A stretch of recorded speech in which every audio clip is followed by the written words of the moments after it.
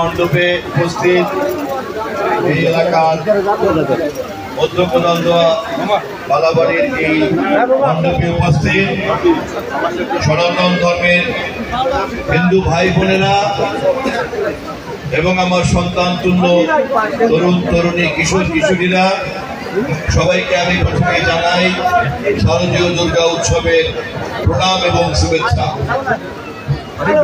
আমি প্রথমে শ্রদ্ধাভরে স্মরণ করছি স্বর্গীয় সতীশ চন্দ্র বালাকে, যিনি আপনাদের এই এলাকাকে আলোকিত করেছেন।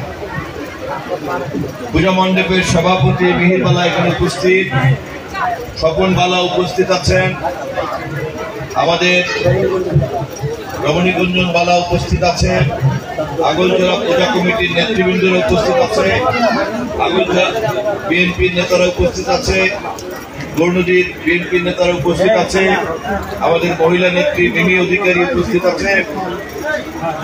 সবার পক্ষ থেকে আমি আপনাদেরকে পূজার শুভেচ্ছা জানাই। প্রিয় ভাই বোনেরা, আপনারা এত গভীর রাতেও পূজার এই উৎসব ভাগাভাগি করছেন। আমার জন্য সৌভাগ্য যে আপনাদের এই আনন্দ বিতরণের মধ্যে আমিও উপস্থিত হতে পেরেছি। শক্তিমানের যদি কৃপা থাকে, আপনাদের সমর্থন চাইতে আমি আবার আপনাদের মাঝে আসবো।